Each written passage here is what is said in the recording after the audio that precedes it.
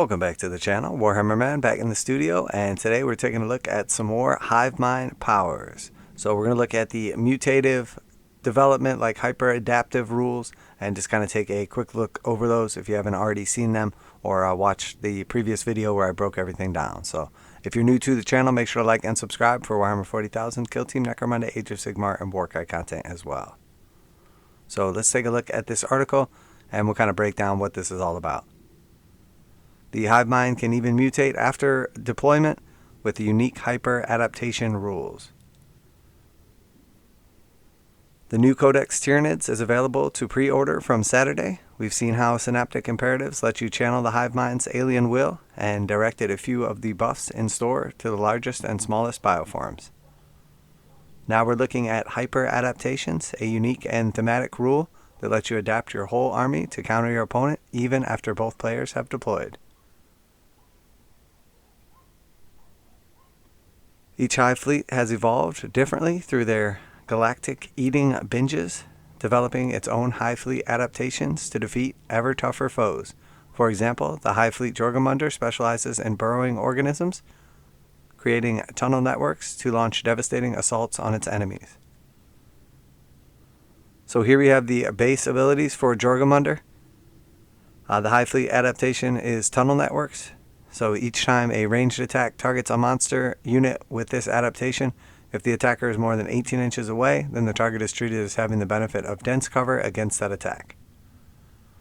Each time a ranged attack targets a unit excluding monsters, so everything else, with this adaptation, if the attacker is more than 12 inches away, target is treated as having benefits of dense cover.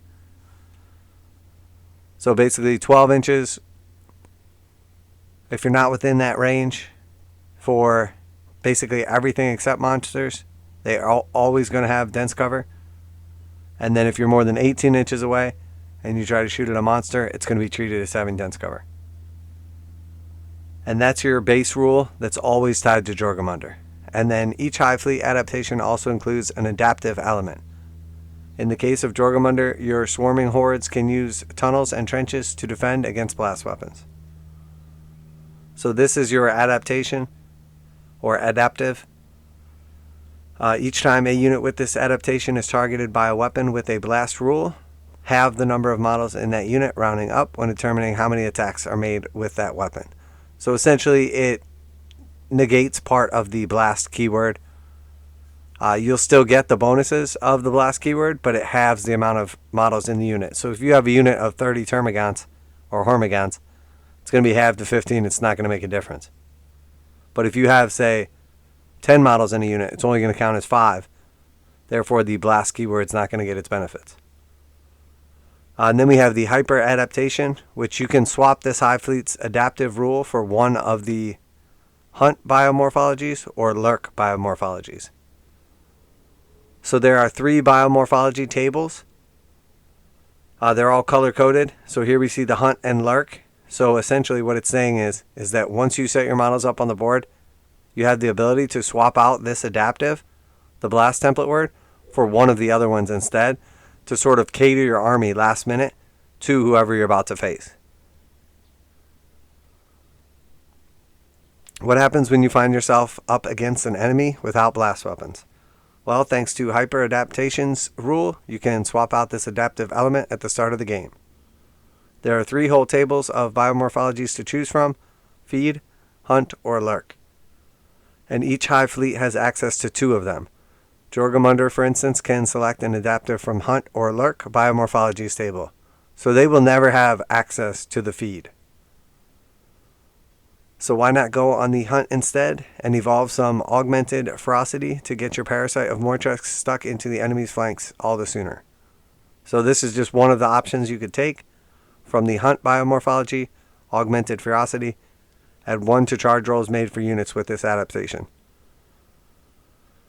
In my opinion, this is one of the best ones, and I think will be taken very, very often. So when you're building your army and you're selecting what hive fleet you're going to be from, you're going to want to also look at these. You want to look at your adaptive and see, is the adaptive good? And then you're going to want to look at what you can swap out the adaptive for if you want, and see, are the things that you have, the 2 charts that you have, good. And there's a lot to choose from. Some of them are, real useful in like every game, like +1 to charge rolls, especially if you're using deep striking units. Some are very situational, but it's definitely just one more factor to kind of take in when you're selecting your army. Or if you're staring down an army that can challenge your biggest bugs in melee, you can lurk instead. Plump for unfeeling resilience to keep your hulking harpies and towering tyrannofexes fighting at full capacity even if they're injured. So we have the lurk biomorphologies, unfeeling resilience. Models with this adaptation, whose characteristics can change as they suffer damage, are considered to have double the number of wounds remaining for the purposes of determining what those characteristics are.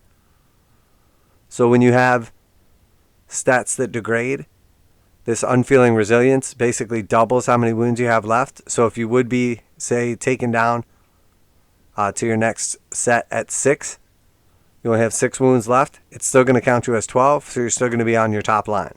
So now you're going to have to go all the way down to 3 wounds to be counted as 6 to be degraded to your second tier.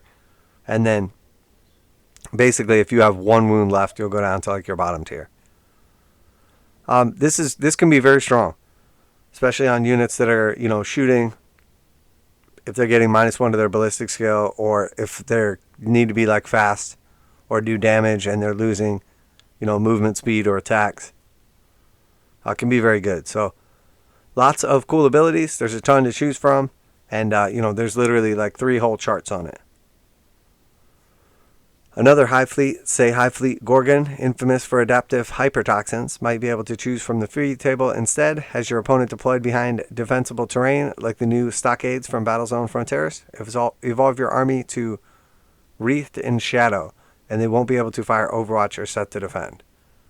So this is one that Jormungandr wouldn't be able to pick off of the feed table, but just for an example, Wreathed in Shadow. Each time a unit with this adaptive declares a charge, enemy units that were targeted by the charge cannot fire Overwatch or set to defend against that charge. So pretty cool ability. Basically just limits their ability to defend against you. Obviously, if they can't fire Overwatch, potentially save some command points. Or if you're facing Tau, for instance, this could be extremely useful because a lot of the Tau don't have to spend command points to Overwatch. Also negating the benefits of set to defend.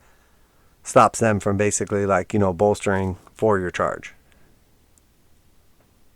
These new hyper adaptations give you an incredible amount of flexibility, allowing you to change your army to suit your opponent for each game, after both armies are deployed and you've decided who has the first turn.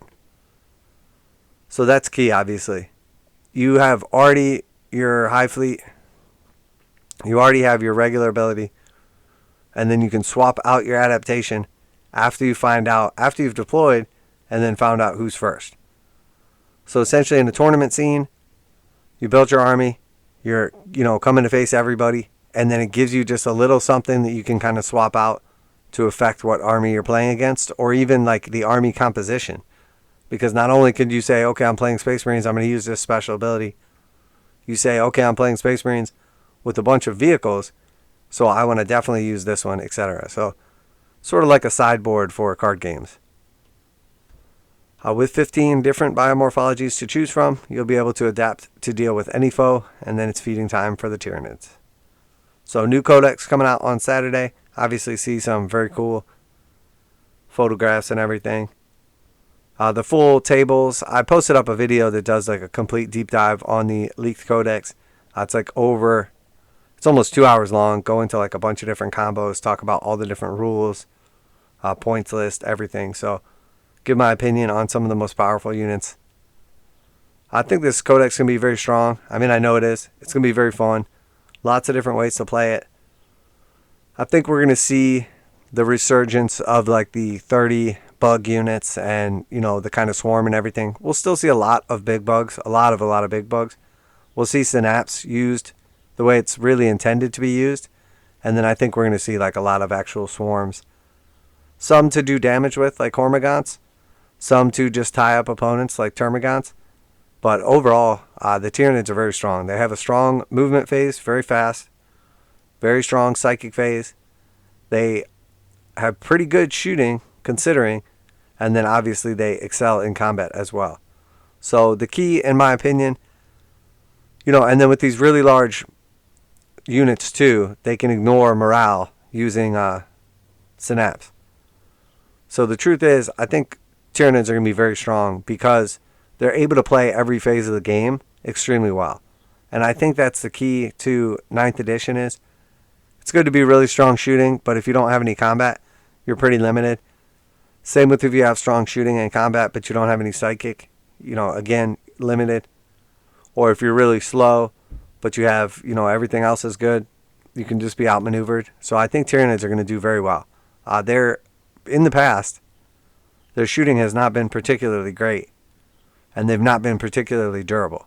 They all got a lot of buffs to their wounds and durability, as well as, pretty much all the big bugs going up to like 2-up armor saves, and then pretty much having the ability to, or having the hive fleet adaptations, or synapse abilities, to give you either more durability, invulnerable saves, regeneration from command points. There's just a lot of really strong stuff for the Tyranids. So definitely looking forward to this. I've been a long-time Tyranid player, and looking forward to enjoying some bugs back on the table. It looks like they're going to be super fun. Are they going to be the best, most competitive army? I think there will be some competitive builds, but I think overall they'll just kind of change the meta, but I don't think there's going to be some issue with them being super, super broken.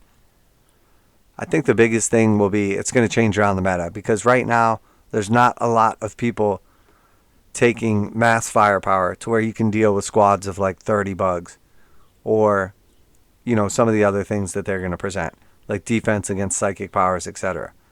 They are very fast, pretty sneaky. They have some nice abilities. They have some nice stratagems, and then I think realistically we're probably going to see mostly High Fleet Leviathan. But there's some other high fleets that are pretty awesome as well. And then again, the customization abilities are going to be super cool also. So definitely looking forward to this. Looking forward to playing some Gribblies. Let me know what you think down below. Always curious to hear you guys' opinions, comments, questions, etc. I definitely appreciate all the positivity in the community. I know sometimes people get a little bummed out because they see everybody else's new fancy rules. Don't worry about it. If you've got an army and your army is not the best right now, just know that eventually it comes back around. We have a new balanced status slate coming out next week.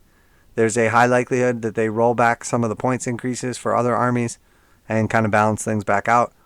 But like always, the balance and the top lists and the top tiers and the meta always going to kind of even flow. So, don't worry about necessarily meta chasing or get bummed out because your army doesn't win every game.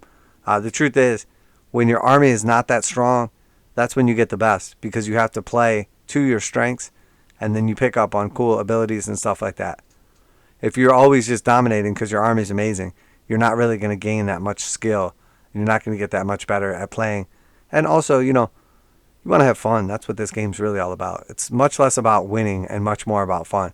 Unless you're like a high-level competitive, tournament player, you're probably just playing against your friends or acquaintances at a local shop, or at your house or your friend's house or whatever. So more important than anything, enjoy yourself. Don't get bummed out.